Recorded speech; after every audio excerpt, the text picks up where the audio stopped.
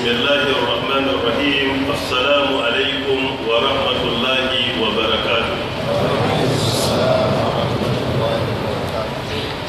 إن الحمد لله نحمده ونستعينه ونستغفره ونعوذ بالله من شرور أنفسنا وسيئات أعمالنا.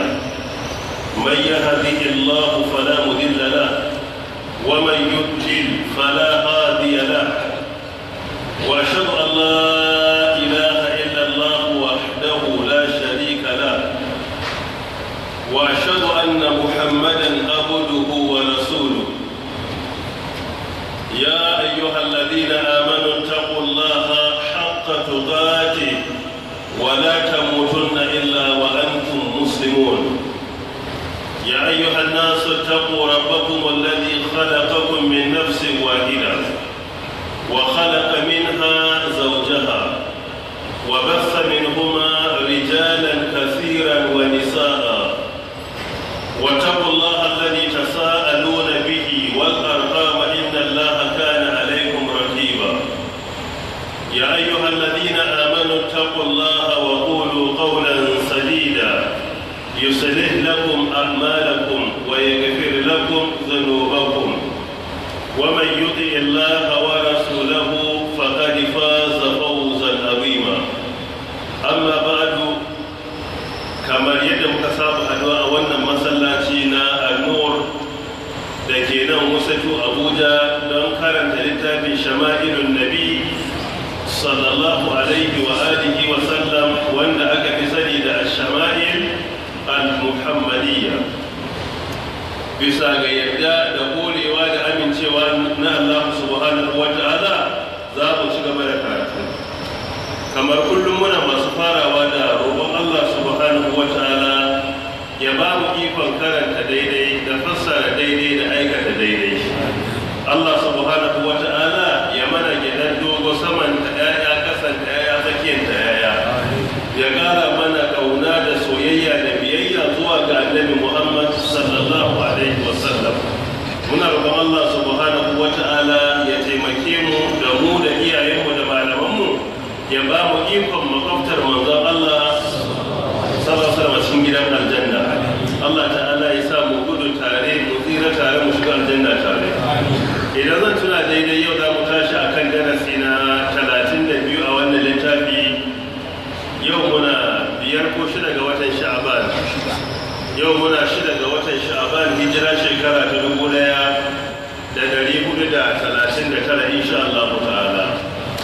Watan Sha'ban ya shigo, kuma wata ne da ake faraitar da mu da kokari wajen ibada, musamman yin azumin tadawwuri, yin azumin nafila. Babu wani wata a duniya da annabi sallallahu alaihi wasallam yake azumtan azumin nafila kamar watan Sha'ban, wanda daga shi sai watan Ramadan. Bi ma'ana daga nan zuwa Ramadan muna da kwana 23 zuwa da 4 kenan insha Allah ta'ala. A wannan wata na Sha'ban ana so musulmai su yawaita azumin nafila. Ga hadisi cikin sahih Muslim, hadisi na 1156, da Nana Aisha radiyallahu anha take cewa kana rasulullahi sallallahu alaihi wasallam yasumu hatta naqul la yufṭir wa yufṭir hatta naqul la yasum, wa ma ra'aytu rasulallahi sallallahu alaihi wasallam istakmala siyama shahrin qat illa ramadan, wa ma ra'aytuhu fi shahrin akthar min siyaman min sha'ban. Nana Aisha Allah ya kara mace da tana cewa annabi tsira da aminci su tabbata gare shi yakan yi azumin nafila a kwanaki a jere, har ma mu ce ba zai huta ba. Wani lokaci yakan huta yi kwanaki bai azumi ba, har ma mu ce ya daina yi. Bi ma'ana yakan jera kwanaki na yin azumi, yakan jera kwanaki na hutawa. Sai ta ce amma ba mu taɓa ganin ya cika azumin wata guda ba, sai dai azumin Ramadana. A nan ne yake azumtan wata guda. Sannan ta ce babu wani wata da yake azumi da yawa a cikinsa kamar watan Sha'ban. Bi ma'ana bayan Ramadana babu wani wata da yake azumtansa azumin nafila na tadawwuri irin wannan wata na Ramadana na Sha'ban. Don haka iya da matuƙar muhimmanci ɗan uwa mu dage. A cikin watan Sha'ban ya halatta ka jera azumi, yau ka yi, gobe ka yi, jibi ka yi, gata ka yi, citta ka yi, da makamanta makamantansu. Abinda ba a cika so ba, wasu malamai sun kawo hadisin da rauni Sheikh Muhammad Nasir rahimahullah ya ce ya inganta, shine taron da Sha'ban watan ya raba gida biyu to ana hutawa shine kamar 15 ga Sha'ban, saboda hadisin da yace idan tasafa Sha'ban fala tasumu, idan ya raba biyu sai ku huta. Amma bayan ya wuce kuma 16, 17, 18 mutum yana iya ci gaba da yin azumin sa na nafila, don wani hadisi a Bukhari cewa yayi kana yasumu Sha'ban illa qalila, yana yin azumin Sha'ban duka sai dan kadan yake hutawa. Bai ma'ana ya halatta kai azumin kwana 20 a Sha'ban da nafila 21, 22, 23 abin da ya gaba da wannan. Ba kuma sai kayi litinin alhamis kadai ba, kana iya jera kwanaki in ka dan gaji sai ka huta kwana sai ka ci gaba da dorawa. Ba ka ala ayi halin watan Sha'bana wata ne na azumin nafila. Idan kai azumi sai taimake ka kai shiri na musamman gabanin azumin Ramadan, saboda wani daga Ramadan sai Ramadan ke sa za a ga lokaci azumin watan Ramadan ya kan musu ɗiban karan bakara sama. Wani idan aka shiga Ramadan din za ka ga shi yasa idan yana sukur kai ka san wai sabon shiga barawa da sallama. Wani idan yana sukur ka ga an ka masa abinci kai ka ɗauka da ainihin gambo zai daura a kan sai da ko kai azumi ba ku ci ba kuma abin da bai gane ba shi ba wai haka ake ba, in ka riga ka saba sai ka yi sahur da dibino kwaya ko sai ka je ka zanza. Wani sai ya ci ma na tuwo 11 tun karfe 11 rana yake shiga halin gagari kare. Ya sa sun wanda nake ba don sabo ne, in ka saba suka fi jikinka ka huta. Amma ba ka saba ba duk yadda kai musu tare kana so ka yi doshe sai Ramadan ya zo, daga Ramadan sai Ramadan ba kokon ba za ka ci cikinka. Amma in ka dan saba azumin nafila kadan to idan yau sai ka ji komai normal. Yanzu wani da duk lissafin sa ya kare azumin Ramadan ya zo, ya rasa yadda dai, wani kuma daɗi yake ci wata Ramadan ya kusanto. So abin da ke da matukar muhimmanci shine mu dage mu saba da yin azumin nafila, irin azumin Sha'ban, azumin Arafa, azumin Tasu'a, Ashura, azumin Alhamis da Litinin. Saumu Dawud alaihi salam ya sumu yawman wa yuftir yawman, ya yi azumin kwana ɗaya ya huta kwana ɗaya. Akwai alkhairi cikin sabo da azumi, kuma akwai alkhairai da yawa a cikinsa. Yana taimaka maka wajen kusantar da kai ga Allah, yana ƙara maka gejin imanin ka yana ƙaruwa, yana taimaka wajen ɗaukaka imanin mutum, yana taimaka mutum akan shaidan, saboda inda shaidan ya jire mai ibn adam majrad dam. Ibn Usaymin rahimahullah ya ce ga mai azumi shaidan bayan ya shiga cikin sa ya gudana yadda jini yake gudana. Waɗannan duk yana daga cikin alkhairai na azumin nafila, kuma yana taimakawa wajen cike maka farilla idan an samu gurbi ko an samu wani kibi da baka yi cikatawa ba. Duk dan adam tare yake bai cika 10 ba, ba ka samu wannan kuskure a farilla din, nafila na taimakawa wajen cike farilla din. Allah ta'ala ya taimake mu. Kuma gashi an yi sa'a idan gari ya waye shine ne Litinin ko, kuma ya dace da ranar azumin Litinin, to sai a dage a yi su Litinin, Talata, Laraba. Akwai alkhairi a ciki. Wanda ba su saba ba Allah ya ba su ikon sabawa, wanda suka saba Allah ya ba su ikon yi don neman yardar Allah. Za mu tashi kan darasi na 32, babi na 20. Babu ma ja'a fi taqannu'i Rasulillahi sallallahu alaihi wasallam. Babi da ya zo cikin taqannu. At-taqannu shine aiki al'amal bil qina, shine wajen aiki da dan shimma ko kuma dan karamin mayafi na manzon Allah, tsira da aminci tabbata a gare shi. Kalmar at-taqannu shine wad'ul qina ala ras, shine ka dauki dan wani yankin tsumma ko wani yadi sai ka dan dora a kanka, ka dan rika kan da shi ne cewa at-taqannu. Mafhum shine rika kanka da yadi, ka rika kanka. To annabi tsira da aminci tabbata a gare shi ya tabbata a cikin sunna cewa yana iya daukan mayafi ko wani karamin yadi ya dora a kansa. Yana kama da abin da larabawa a yau suke yi da suke kiransa a shimma, shine musamman irin larabawan Saudiya, larabawan Kuwait, larabawan Qatar, larabawan UAE da makamantansu. Duka za mu ga suna da ɗabi'ar ɗan dora wani kyalle haka a kansu su rufe. Mafhum? tayyib tare da cewa hadisin da bala ya ka a nan wurin ya da rauni, amma akwai hadisi na Imam Bukhari rahmatullahi alaihi, hadisi na 3,905 da ya tabbatar da cewa an samu annabi tsira da aminci sabbata a gare shi kan dora dan kyalle a kan su rufe kansa. Mafhum? tayyib. حدثنا يوسف بن عيسى قال حدثنا وكيع قال حدثنا ربيع بن صبيح عن يزيد بن عباد عن انس بن مالك قال كان رسول الله صلى الله عليه وسلم يكثر القناء وكأن ثوبه ثوب زيات.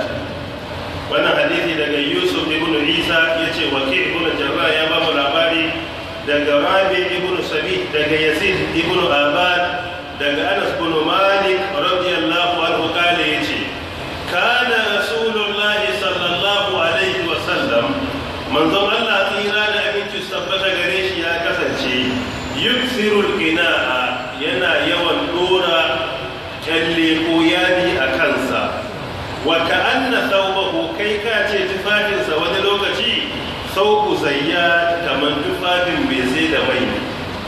Mun karanta wannan hadisi a baya da cewa hadisi ne da'ifi.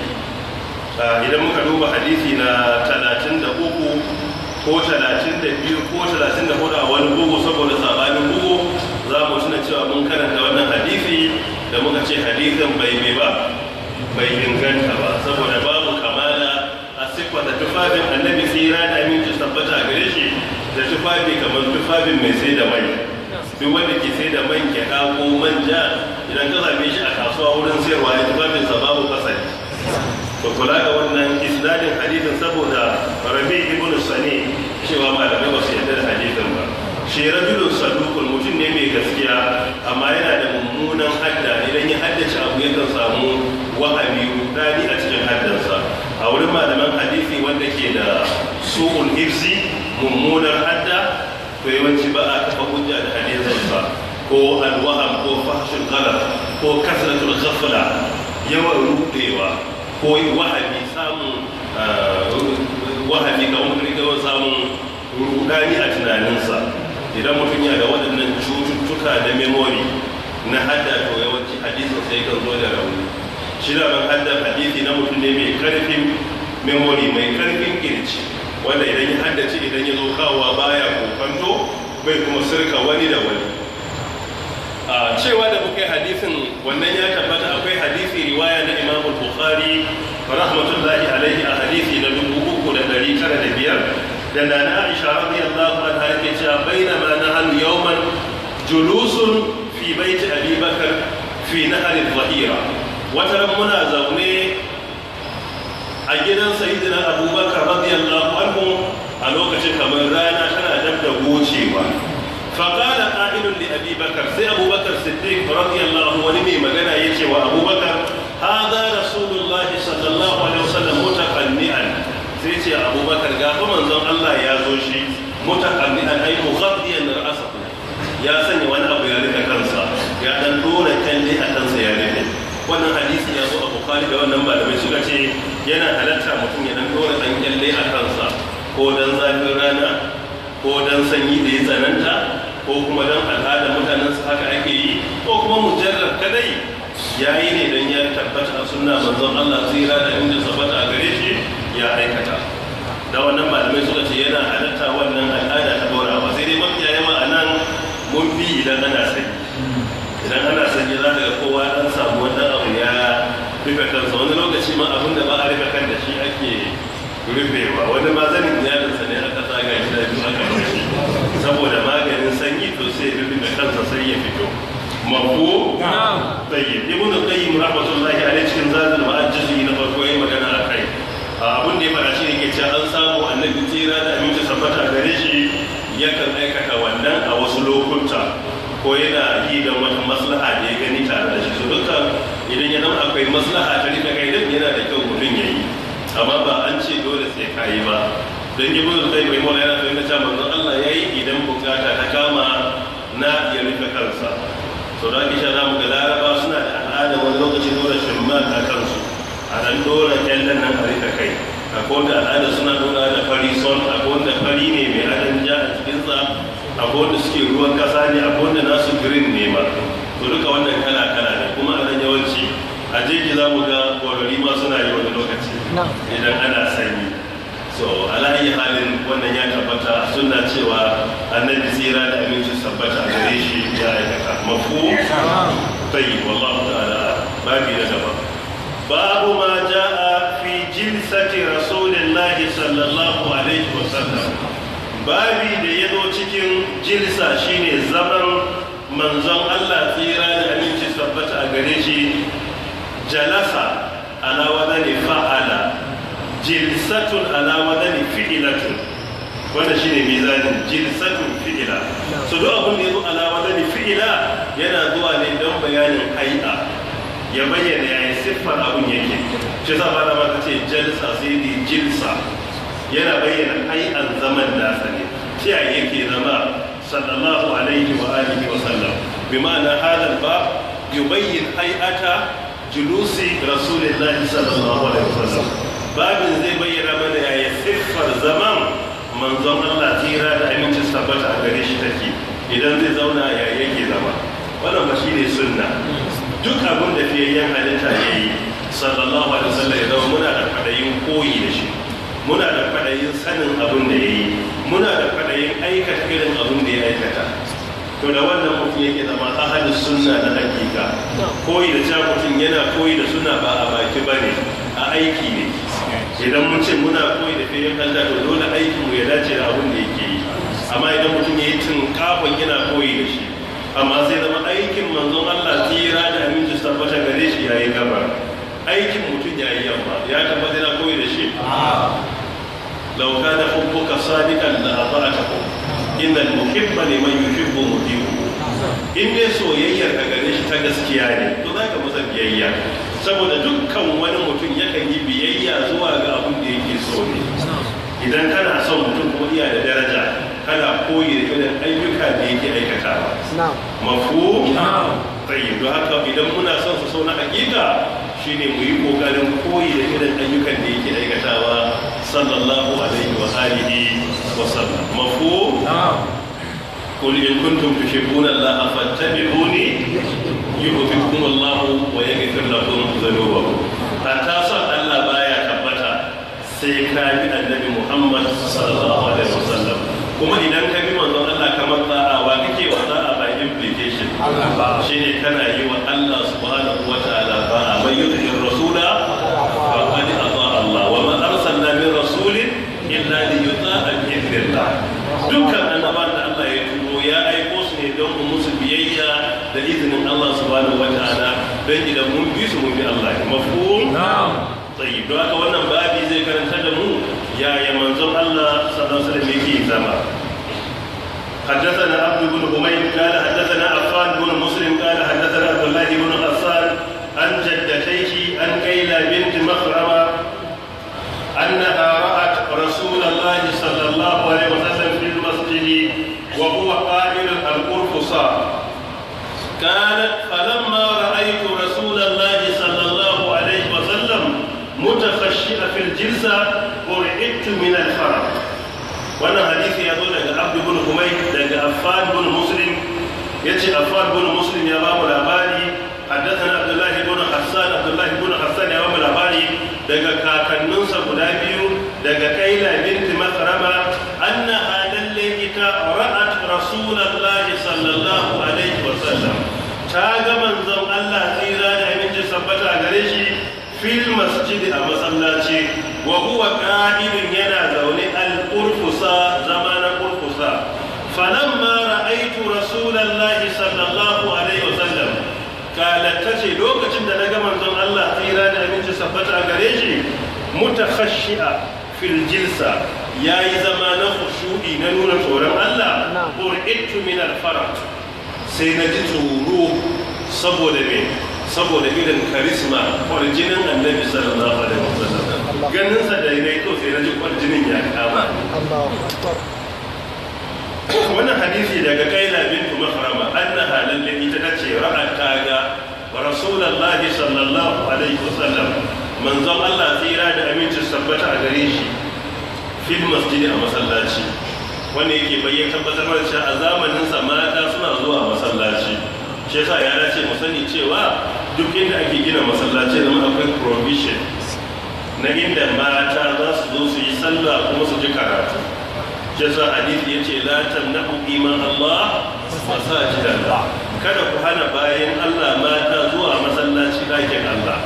Wa fi riwayatin yace wa buyutuhunna khairul lahunna, idan sallah za su yi gidajensu ko dakunan su ya fi musu alheri. Amma wannan ba zai hana su zo masallaci su yi karatu ba, ba zai hana su zo masallaci su yi sallah ba, musamman irin sallah da ake a dare ko abin da ya kama da wannan. Kuma duk wanda zai bar yarsa ko iyalinsa ta zo, ya dace ya zama akwai amintuwa na hanya, ya zama kuma akwai sa ido wajen ganin masallacin suka je ko ba masallacin ba. Wannan hanki ne a kanka idan ka ba iyalanka dama kuma ka rika bibiyar me suke yi, ba wai dan kana tozarta su ko kana zargin su bane. A'a, wal mar'atu ra'iyatun fi baiti zawjiha wa mas'ulun an ra'iyatiha, haka wal rajulu ra'in fi baitihi wa mas'ulun an ra'iyatihi. Ita an ba ta kiwon ɗaya a gida, haka kuma kai an ba ka kiwon ta da ɗayan da gaba daya. Kula ga wannan duk mai kiwo ai kai sake dabba da yawo bai san ina ta yi ba. To tunda kiwo aka baka dole ka saka ido. Ina suka je masallacin ne da aka je karatun aka yi ko menene? Mafhum? Sai wanda yasa mata suka zo ta tafi yin hadda su yi sallan gawa suna iya zuwa, sallan kusufi suna iya zuwa, sallan farilla suna iya zuwa masallaci ya karantar da su game da sunna ta karanta. Mafhum? Tayyib. Tace ta ga manzon Allah tsira da abinci sabbata a gare fil masjid a cikin masallacinsa. Sai su hadu da cikinka, hannunka kuma sai ka rataya kwabirinka da shi ka riko. Shi ya girge da ka zauna amma za ka biye sosai. Haka shi ne zaman kurkusa. Laraba suna yin wannan zaman kira da shi ne wai katangar maza. Shi yadda ake wannan zaman, idan kana so ka jingino ba ka samu wajen jinginuwa ba, to sai ka yi wannan shi ne kayi wa katanga da kanka.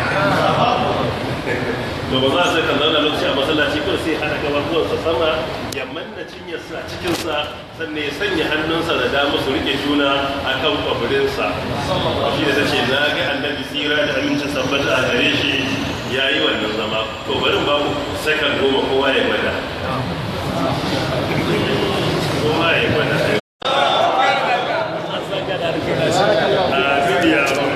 Ta ce na gan shi ya yi wannan zama sallallahu alaihi wasallam. Kana ta ce falamma ra'aytu rasulullahi sallallahu alaihi wasallam, lokacin da na ga manzon Allah tsira da miji sabbata a gare shi al-mutakhashi fil jilsa, yana kaman zaman khushu'i, mutakhashi kaman zaman mai tsoron Allah, kamar da Allah ya bayyana masu imani suna khushu'i a sallah. Qad aflaha al-mu'minun alladhina hum fi salatihim khashi'un. Akwai kalmomi uku da suke kama da juna. Na farko shine at-taqwa, na biyu al-khashiya, na uku al-khawf. Shi ba haushi a wurinsa duka kowanne ma'anin da shine tsoron Allah. Mafhum? In ka ce taqwallah sai ya ce tsoron Allah, in ka ce khawfullah ya ce tsoron Allah, in ka ce khashiyatullah ya ce me? Amma asali khawfullah shine tsoron Allah. Amma taqwallah ya fi dace a ce cikakkiyar biyayya zuwa ga Allah. In an ce khashiyatullah kuma ya zama tsoron Allah da ya gina a doron bayan ilimi. Shi yasa ya ce innama yakhsha Allah min ibadihi ulama. Shi ba a samun khashiya sai da ilimi. So da khawfullah kowa na iya samu, amma khashiya mai ilimi ne kadai da ya san Allah na hakika yake iya isa wannan daraja da. Allahu akbar. Taqwallah kuma shine yi bari na bari. Shine an ta'amal qa'atan نور من الله ترجو ثواب الله وأن تترك معصية الله على نور من الله تخاف عقاب الله. هنا كما شيء عينك تقوى الله. سو كلمة متخشئة في الجلسة ياي زمانة ورن الله ديجي نقدر إلمي أتيوم والنظام الناس. سيتجي قرئت من الفرق. سينجوان إلم تورو يا كامني أي أصابني ri'idatu min al-khawf. Ri'ida sai na ji irin wani ina kadawa haka saboda me min al-farq, ma'anar farq kuma shine al-khawf. Da na ganshi saboda haiba tasa, saboda kwarjininsa da karisma tasa, sai rai jikina na fi kaɗawa haka, saboda ana samun karisma. Kaga zaman da yawan irin zama ya yi zama ne na mulki ko kuma zaman talaka? Zaman talaka ya yi, ba wai zaman mulki ya yi ba. Ka zamna ka haɗa cinyarka a jikin maka, ai sarki ba ya yi wannan, ai ko mai anguwa kai, ai ko bula ba zai yi wannan, ba wanda zai yi wannan, ai zaman talaka ne. Amma duk da haka sai ta ce sanda na ga wani irin kwarjininsa ya kama ni. Na farko annabi sallallahu alaihi wasallam mafiya yawan zama da yake yi zaman talaka yake, zaman wanda ba kowa ba. Shi yasa a cikin hadisi da inganta sahiha yace a akulu kama ya akulu al-abudu wa ajlisu kama yajlisu al-abd. Yace cin abinci na ina cin abincin da kasan bawa yake ci haka nake ci, idan kuma zan zauna zaman bayi nake, ba wai zama yake na masu sarauta ba. Amma duk da wannan zama da yi na tawali'u sai ta ce sanda na ci kwarjininsa ya kama da na firgita, wanda yake bayyana maka kwarjini ba a riga yake ko a wando ko a tsadan hula ko takalmi ko turare ko zaman da kai ba. Mafiya yawan kwarjini yana cikin gaskiyar mutum da kuma riko da Allah ne. Mafiya yawan haka wani yana da dukiyar ya tara amma bai da kwarjini, ko sunan za ka sai kai tsaki kuma ka ganshi baya burge ka. Wani kuma rigar ka mafi araha da kake yawo da ita ta fi rigarsa mafi tsada, amma da ka gai sai kana ga girmansa kana ga kwarjininsa. Shi yasa karisma asali bayan cikin halittar mutum an fi samun ta tare da mutumin da ke kwatanta daidai. Duk wanda ke kwatanta daidai yawanci yana da kwarjini. Shi yasa annabi tsira da miji sabbata bai ta ce duk da wannan zama da ya yi gashi dai ba zaman sarauta ne ko na masu mulki ba, amma sanda na ji kwarjininsa ya kama ni jikina yana kada. Mafhum? Tayyib. Wannan hadisi asali hadisi ne sahihi. Sheikh Muhammad Nasir rahimahullah cikin sahiha ya kawo shi hadisi na 2124, kuma cikin muftasar na shama'ilun nabi ya tabbatar da shi hadisi ne mai kyau. حدثنا سعيد بن عبد الرحمن المخزومي وغير واحد قالوا حدثنا سفيان عن الزهري عن عباد بن تميم عن أمه أنه رأى النبي صلى الله عليه وسلم مستلقيا في المسجد وابعا إحدى رجليه على الأخرى.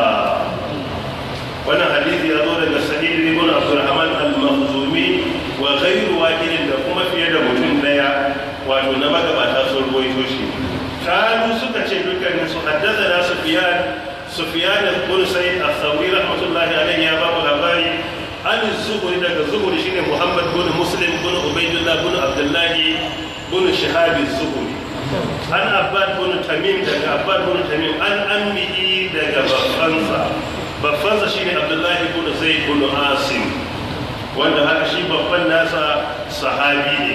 Don haka Abbad bin Tamim ya kawo daga Abdullahi bin Zaid bin Asim, shi kuma Abdullahi bin Zaid bin Asim sahabi ne. Don haka ya gamu da fiyayyen halitta, ya yi imani da shi, kuma ya rasu a cikin addinin musulunci. Mafhum? Tayyib. To babban nasa shi Abdullahi bin Zaid bin Asim yace annahu ra'a annabi, ya ga manzon Allah sallallahu alaihi wasallam. Shi wannan babban nasa sahabi ne, ya yi shaida aka ba, ya je Badar, duka manyan ma'arakat da aka yi ya samu zuwa. Shi ne sahabin da aka nuna masa kiran sallah a mafarkinsa. Da lokacin da fiye halitta ya fara shawarar sahabbai, idan za mu taru mu yi sallah yaya za mu yi. Sahabbai kowa ya tuna wata al'adar da ya sani sai ce a yi.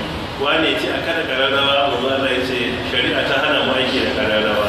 Wane ce a kunna wuta da ke ce wannan addinin wasu ne bauta wuta, ba za mu yi wannan ba. Ana ta ba da shawari. Sai shi wannan sahabi Abdullahi ibn Zaid ibn Asim sai kwanta a mafarki. Da ya kwanta sai mafarkin yadda ake kiran sallah kamar yadda yanzu ake kira. Da ya zo ya gaya manzon sallallahu alaihi wasallam bai kammala hada ba sai Allah ya turo mala'ika Jibril ya ce wannan abin da ya bada daidai ne a aiki. Shi yasa sahabbai manyan mutane su yi mafarki Allah ya tabbatar, su yi magana Allah ya tabbatar da maganarsu. irin sayyidina Umar in ya faɗi magana yana faɗan magana sai Allah ya turo aya ta dace da maganar sa.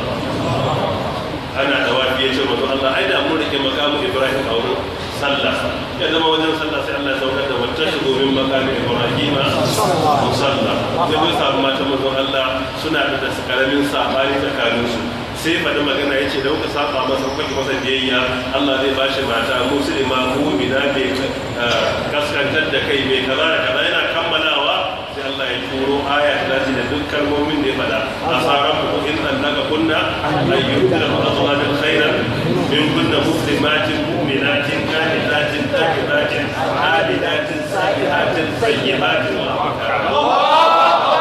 su sahabbai manya ne Allah subhanahu wataala ya yarda da su kuma su ma sun yarda da shi babu wata gata a duniya da ta kai Allah ya yarda da kai ma ka yarda da shi yasa Allah ya ce radiyallahu anhum wa radu anhum Allah ya yarda da su kuma su ma sun yarda da shi kuma ɗan aljanna da yasa Allah ya ce wa'adallah wa kullal wa'adallahu al-husna dukkanin su kowa Allah masa alƙawarin aljanna in ji sahabi ne yasa Allah ya ce idza zikira ashabi fa amsiku in an kira sahabbai na to kowa ya rike bakinsa alaikum tsakaninka da su sai alheri in ba alheri na faɗa ba to yi shiru babu halaka da tabewa da asara da ta wuce mutum ya bai da zagin sahabi shi ne addini babu asara da ta kai wannan duniya mutane ne da sun yadda da Allah Allah ya yadda da su suka isar da addini zuwa gare mu inda da aka saukar da Qur'ani manzon Allah ya koya musu irin mu suka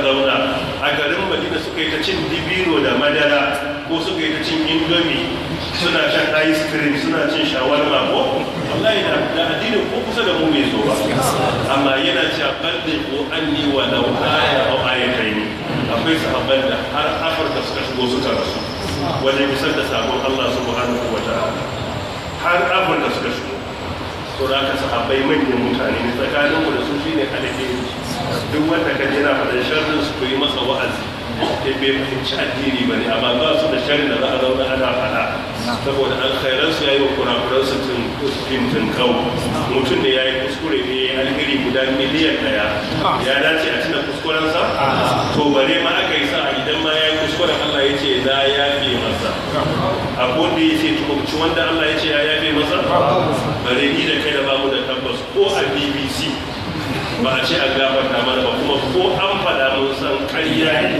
suke ta mallare ba zai yi ana zaune ana kama rediyo a BBC ka ce yanzu labarin ya kuma ne a matsayin kalma da abin zai an gafarta maka da za ka yi ta ai za ka yi sakere shi kama iska ba ka saka gani ai ka sakere shi ne ka kama iska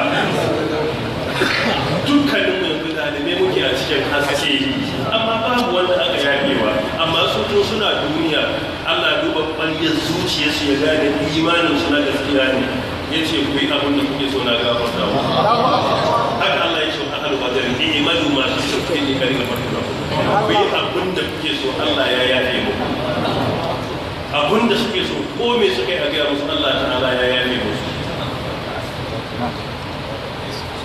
mutane kana karanta aiki sai daga han mala'iku haka suke aiki mutane da suke rasuwa Allah ya turo mala'iku su rika musu sallan gawa wani daga cikin su shahada yayi Allah ya turo mala'iku suka masa wankan gawa saboda janaba da ke cikin sa ɗaya daga cikin su rasuwa yayi Muawiya ibn Muawiya al-Laythi annabi ya ce mala'ika akan gawarsa sabu mala'iku suka yi dukkan sabu mala'ika 70 140 da suke Allahumma baghfir lahu warhamhu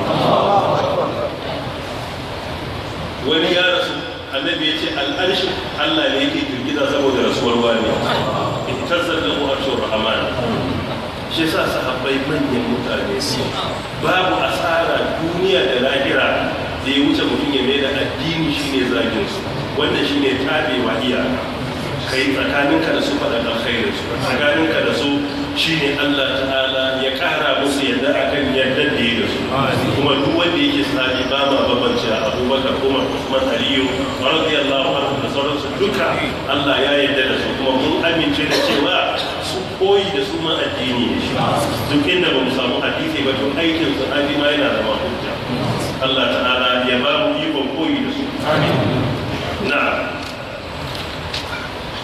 don haka shi wannan babban nasu Abdullahi ibn Zaid ibn Asim annahu lalle shi ra'a annabiyya sallallahu alaihi wa sallam ya ga annabi tsira da aminci su tabbata a gare shi mustalkiyan fil masjid ya kwanta akan kafadarsa a masallaci wadi'an ya sanya ihdari ilayhi ɗaya daga cikin abubuwa biyu al-ukhra akan yarwanta annahu lalle shi Abdullahi ibn Zaid ibn Asim ra'a annabiyya sallallahu alaihi wa sallam ya ga annabi tsira da aminci su tabbata a gare shi mustalkiyan shine ka kwanta akan gadon bayanka ka kwanta akan ƙeyarka haka ka kwanta sai ka kalli sama ya ce na duma gaban Allah a kwanci a masallaci ya yi wannan kwanciya da fil masjid a masallaci Allah ya yi kama da kwanciyar sarki mai dare a daya shi ne shugaban musulman duk duniya amma saboda kawali irin nasa aka yi kwanta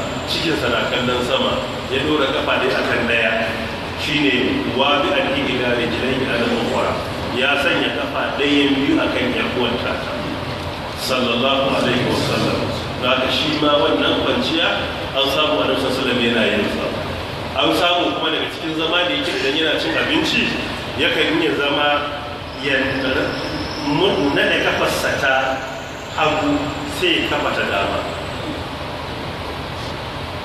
mafhum saboda na fara sallallahu alaihi wasallam ayi akula rajulu muttaki'an ya hana a ci abinci muttaki'an shine zama na recycling wato dukkan zaman da zaka ci abinci ya sa abincin yayi ta shiga baka ji ka koshi da wuri ba ya bude hanyoyin cikinka kai ta dura abinci kamar ana dura kasa da tebur a cikin wheelbarrow to sunna ba ta san irin wannan zaman idan zaka ci abinci ka rika zaman da ba zai sa hanyoyin abinci a cikinka duk hanji su bude ba wannan zama da shi ne irin haka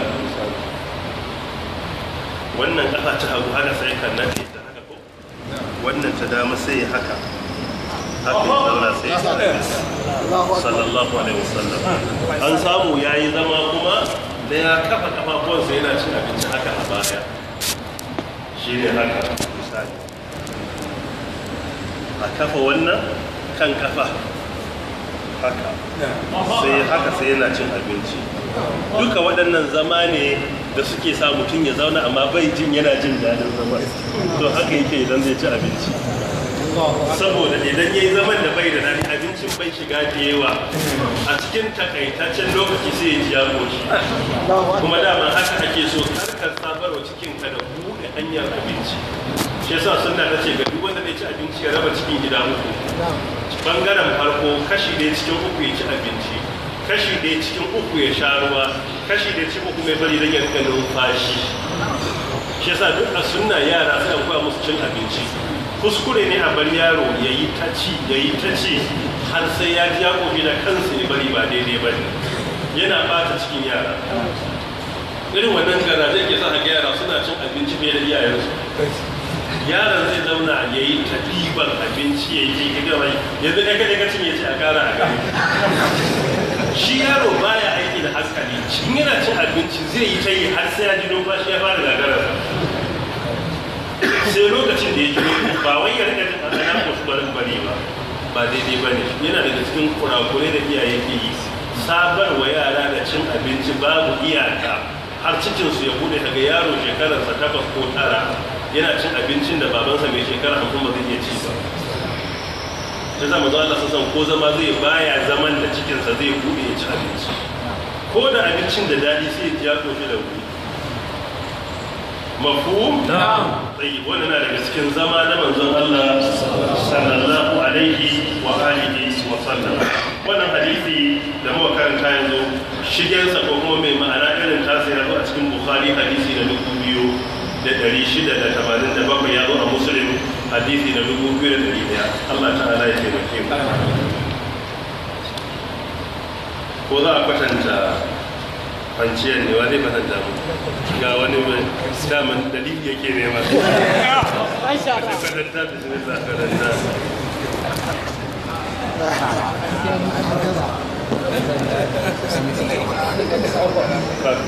kwantar da kafarka.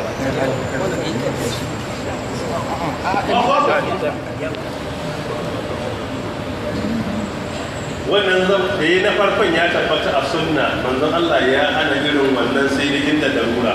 Shi ne in ka kwanta a baya sai ka lambasa kafar ka daya sai ka dora daya a kanta. Kwatanta wannan da ya wanda ka fara yi. To irin wannan ya hana yin sa sai da darura. Sahabbai suka ce suna ga dalilin da ya hana su yi a wancan zamanin ba wanda suke sanya wa izari ne. Izari kuma kamar fatari yake kamar zani. To kaga aka yi irin wannan kwanciya abin ba zai kyau. Musamman da yara kanana a wurin abin ba zai kyau ba. Shi ne mutum ya daga kafarsa sama ya dora ɗaya akan daya. Ka san yara kana abin kallo baya musu wahala. Sai ka same su cika a bakin hanya suna kallo bene ne wai wani ne zuwa yake bin bukata ake kallo.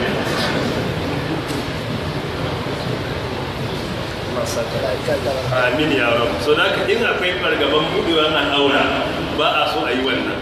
Amma in akwai amintuwan al'aura ba za ta buɗu ba, to wannan ya tabbata a cikin sai muslim ana iya yi. Za ka hanin wannan din ba a cikin sai muslim ya zo, manzon Allah ya hana cewa ayyar fa'ar rajulu ihda rijlaihi ala al-ukhra. Ya dora ɗaya akan da irin wanda yayi wa huwa mustalqin ala bahri. Amma ka'ida idan dai babu fargaba buɗe al'aura, malamai suna ce ana iya yi don dalilin da ya sa ya ana don kada al'aura ta buɗe. Wanda yake bayyana dukkan zama da za ka yi ko kwanciya. Idan dai al'aura na iya buɗewa, to ka kiyaye. Ko da suna za ka yi ka kiyaye sai ka sa wando. Yawa ga da yawa da yake mun bisa da wando yanzu. In aka je aikin hajji ko kuma aka daura ihrami, musamman aikin hajji kwanakin mina, sai dai ka dana wani cikin gyara cikin gyara haka zaka saboda ba a saba in ba wannan ihrami na mai hada namiji da zani ko yanzu al'ada amma sai ka daura ihrami za ka hau mota matsala, za ka sauka matsala, ka je tsuguno matsala, ka je alwala ka rasa cewa za ka yi ka zauna wajen ba da zama ba ne, ka tsuguna abin bai yi ba kai kaɗai sai ka rasa da za ka yi.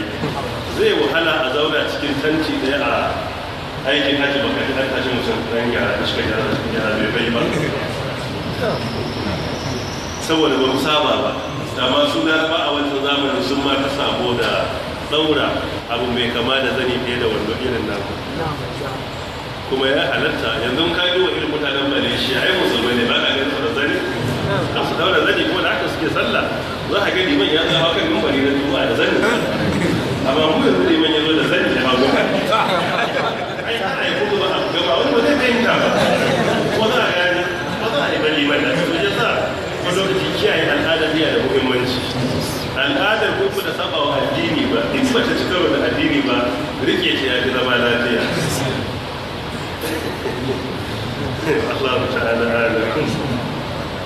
حدثنا سلمى بن شبيب كان حدثنا عبد الله بن إبراهيم المدني كان حدثنا إسحاق بن محمد الأنصاري عن ربيع بن عبد الرحمن بن أبي سعيد عن أبيه عن جده أبي سعيد الخدري قال كان رسول الله صلى الله عليه وسلم إذا جلس في المسجد اجتبى بيديه. وأن حديث يقول سلمة بن شبيب قال يجي حدثنا عبد الله بن إبراهيم المدني. عبد الله بن إبراهيم المدني يا باب الأباري وعي المدني شيني متوم مدينة ko wanda yake haifaffen Madina ko wanda yake asalin dan Madina. Amma yawanci yanzu mun ɗauka yayi ne sai kuma ya sa al-Madani a sunansa. In ka ce al-Madani kai dan Madina ne a Madina aka haife ka ba daidai bane. Dole kai hakuri inda Allah ya haife ka akwai hikima in za ka saka wannan alkanawi albarnawi aljambawi yadda akwai hikimar da ya Allah ya halice ka sai ka saka gari amma ka bar mahaifar ka gaje kana sa wani wuri wanda ba garin ka wannan ko ba daidai ba ne. Asali wannan nasaba din shine in ma ya zama an haife ka a wurin ko nan ne garin ka. Amma ni da kai in muka ji sai dai ko kuma rana kai mu je garin Madina mu yi ziyara da kai. Amma wanda aka haife shi a wurin yana halatta a yi nasaba zuwa ga wurin haihuwa ko wanda zaman sa ya koma can gaba ɗaya zama almadani, amma ran da ya bar can ka zo mai ya zama almadani ba, sai kuma ka koma nasaba da inda kake zaune a yanzu. مفهوم؟ نعم. طيب قال حدثنا إسحاق بن محمد الأنصاري. إسحاق بن محمد الأنصاري أباب الأباري أن ربيع بن عبد الرحمن بن أبي سعيد. دقا ربيع بن عبد الرحمن بن أبو سعيد أن أبيه دقا بابنسا شيني عبد الرحمن بن أبي سعيد أن جده دقا كاكنسا شيني أبو سعيد الخدري. منين أسأل سنة أبو سعيد الخدري؟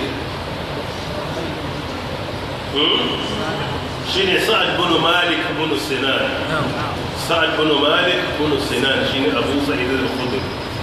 kana yace kana rasulullahi sallallahu alaihi wa sallam, manzon Allah tsira da aminci tabbata a gare shi ya kasance idan jalasa idan ya zauna fil masjid a masallaci ihtababi yadayhi, yakan daura kafarsa da hannuwa, shine zaman al-qurfusa da muka bayyana a baya.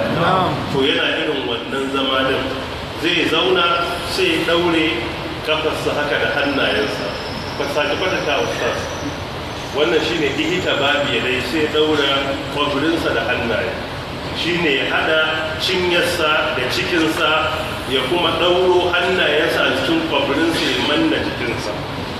To yana yin wannan, amma ya hana wannan a wuri daya, kamar da hadisin Abu Dawud rahimahullah ya kawo cewa ya hana idan ranar juma'a ne liman na khutba. Za ka iya yi idan ba a fara khutba ba, amma in an fara khutba ya ce to kada ka yi wannan, cewa annan nabiyya sallallahu alaihi wasallam naha anil abawa yawmal jumu'a wal imamu yakhutubu. Annabi tsira da aminci tabbata a gare shi ya hana irin wannan zama din ranar juma'a a lokacin da liman yake khutba, iya lokacin da ya hana kenan. Dalilin hali idan ana khutba, malamai suka ce saboda wannan zaman idan ka saba yin sa kana yi yana gaggawa kawo bacci, yana kuma sa jiki ya huta sosai idan ka saba yin sa. To kana yi sai ka ji kamar kajin gina da ka kanga ne, don akwai gajiya za ka sai ainihin bacci ya shiga jikinka. To lokacin khutba kuma ana son hankalinka gaba ɗaya ya koma wurin liman ne, ka ji wani sako liman ne isar maka. Wannan so ka samu cikakkiyar nutsuwa, don sauraron khutba ibada ce. Shi yasa aka hana mu hatta yin magana idan ana khutba, don muna cikin wata ibada ne daga cikin ibadu na Allah subhanahu wa ta'ala. Wannan hadisi ya zo a cikin lafiyar sahiha hadisin 827. Mafhum? Na'am. Tayyib. Sannan kuma manzo Allah yakan yi zaman tarabbu'i. Tarabba'a, yayi zaman tarabbu'i yake. Waye da yadda wannan hadisi ya zo a cikin sunan na Abu Dawud rahimahullah, hadisi ne 4840. Tarabbu'i. Waye yake zaman tarabbu'i?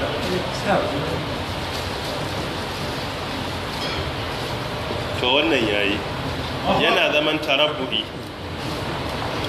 Shine ka zauna haka matsalar. Haka ka naɗa gabanka haka, to shi ne zaman tarabbu'i. Wannan hadithi ya zo a cikin sunan na Abi Dawud cewa idan sallar fajira tarabba'a fi majlisihi hatta tadlu ash-shams. Idan yayi sallar asuba yakan yi wannan zamanin har rana ta fito. Wannan zaman yake daga yayi asuba a wurin yake zama baya tashi har sai gari ya waye rana ta fito, sai ta sai na fila raka'a biyu. To da wanda ya tabbata a suna duk wanda ya sallar asuba sai zauna a wurin yana ambaton Allah har rana ta fito, manzo Allah yace kana lahu ka ajril aishi umra tamma. Ana bashi cikakken ladan yayi umra, cikakken ladan. Hadisi ne cikin sahih sunani at-Tirmidhi rahmatullahi alayhi. To zaka yake yi wannan zaman tarafu. Mun samu zama nawa da yake yi? Kaga zaman tarabbu'i. Na biyu al-qurfusa, na uku zama akan kafafuwa, sai kuma wanne? Na mustalqiyan, wannan ya fi gaba da zama ko kwanciya duka wannan ya tabbata manzon Allah sallallahu alaihi wasallam yana yi. Amma a wannan idan yana iya sa gadon bayansa a kasa, amma ya hana mu kuma kwanciya da ciki. Ya ga wani matashi ya yace masa Allah yana fushi da irin wannan kwanciya da ba a so musulmi ya kwanta da ciki. In kwanta ne ba a so mu kwanta a bangaren hagu, sai da yin kishin gida ne, to akwai sauki a kai kaɗan kishin gida abu amma ba kwanciya ba. Mafhum? Tayyib. Ina gaba za mu shiga babu na gaba ko yaya? Na'am.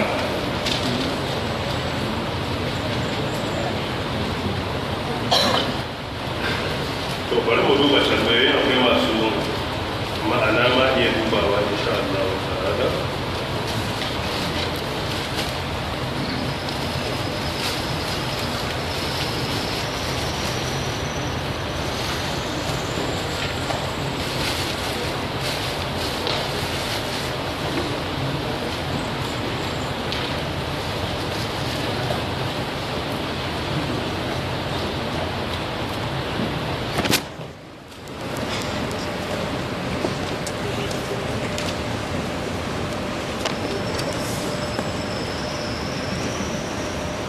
Wannan ya ce assalamu alaikum wa rahmatullah, Allah ya kara wa malam lafiya, amin. Don Allah malam bai ke jawo mutum idan ya kulla wata harka ta kasuwanci saye ko sayarwa sai harkar ta rushe. Abin da ke jawo wannan shine Allah yana jarraba mai imani. Dukkan addinin musulunci akwai jarrabawa a ciki. So duk wanda ya yi imani da Allah ya zama musulmi, Allah zai jarraba shi. Ita kuma rayuwa ba hausa ce ba kullum ake kwana a gada ba. Wata ran za a ci riba, wata ran za a yi mai za a fadi. Duk wanda yake kasuwa ya san ba, in wata ran an ci riba an yi dariya, wata ran kuma za a yi asara. Shi yasa waɗanda suka saba da aikin albashi kasuwanci ke ba su wahala. Shi ya saba kullum sai dai a biya shi. So duk da kace ba ana faduwa zai gace to bari mu je mu ƙara tunani. Shi yasa duk wanda bai saba da kasuwa ba, cewa ana faduwa na ba shi, amma wanda ya saba ya san wanda za ka haka kasuwancin ya gada. So shi yasa in ka ce bai ke ka sai ci jarrabawa. Wata ran Allah zai jarrabe ka, yau ka ci riba, gobe ka ci jibi kuma za ka iya faduwa. Shi addinin musulunci addini ne na jarrabawa. Wa la nabluwannakum bi shay'in min al-khawfi wal-ju'i wa naqsin min al-amwali. Ai kauyewa daga dukiya ne. To Allah zai sa dukiyar wataran ta kauye. Idan mutum na da imani ko wannan baya hana shi, kuma bai sa ya nemi haramun. Wallahu ta'ala, Allah ta'ala ya taimake mu. Wace addu'a mutum ya kamata ya nemi mafita daga tsananin rayuwa da kunci a wurin Allah? Iya da kyau mutum ya yawaita ce Allahumma la sahala illa ma ja'altahu sahalan wa anta taj'al hazna idza shi'ta sahala. Wannan addu'a na da muhimmanci. Allahumma yassir wa la tu'assir. Allah ka sauwaka kada ka tsananta mana. Wannan duka suna da muhimmanci. Allahumma inni a'udhu bika min al-kufri wal faqr. Allahumma inni a'udhu bika min adhabi jahannam. Wannan duk addu'o'i ne da sun tabbata a sunna musulmi ya rika yin su. Anan da kan zai kan nemi tsoron ya kan nemi tsarin Allah ta'ala daga talauci mai tsanani da nake nisantar da shi daga Allah. Yana cewa kamar da sai ta rike yana cewa kadal faqru an yakuna kufra. Idan talauci tsanani sai kai mutum kusa da kafirci. Yace law kana al-faqru hayyan la qatalu. Sai na Umar ce da talauci wata rayuwar halitta ce. Da na kashe kowa ya huta. Amma ba yadda za a kashe. Ba yadda aka yi haka za a yi ta yi. Allah ta'ala ya taimake mu.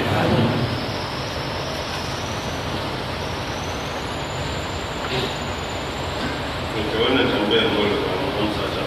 To in babu wata tambaya sai mu hakura a haka ko? To Allah ta'ala ya taimake mu. Allah ya ba mu ikon aiki da abin da muka karanta. Allah ya sa mu gudu tare, mu tsira tare, mu shiga aljanna tare. Allahumma salli ala Muhammad wa ala ali Muhammad kama sallaita ala Ibrahim wa barik ala Muhammad wa ala ali Muhammad kama barakta ala Ibrahim wa ala ali Ibrahim innaka Hamidum Majid. Allahumma qsim lana min khashyatika ma nahulu bihi bainana wa bain ma'siyatik wa min ta'atika ma tuballighuna biha jannatak wa min al-yaqini ma tuhawwil bihi alayna masa'ib ad-dunya wa mat'ina Allahumma bi asma'ina wa absarina wa quwwatina abada ma abqaytana waj'al al-waritha minna waj'al tha'rana ala man zalamana wansurna ala man adana wa la taj'al musibatana fi dinina wa la taj'al ad-dunya akbar hammina wa la mablagha ilmina wa la ila an-nar masirana waj'al al-jannata hiya darana wa la tusallit alayna bi dhunubina man la yakhafuka fina wa la yarhamna bi rahmatika ya arhamar rahimin. Allahumma arham aba'ana wa ummahatina wa ulama'ana.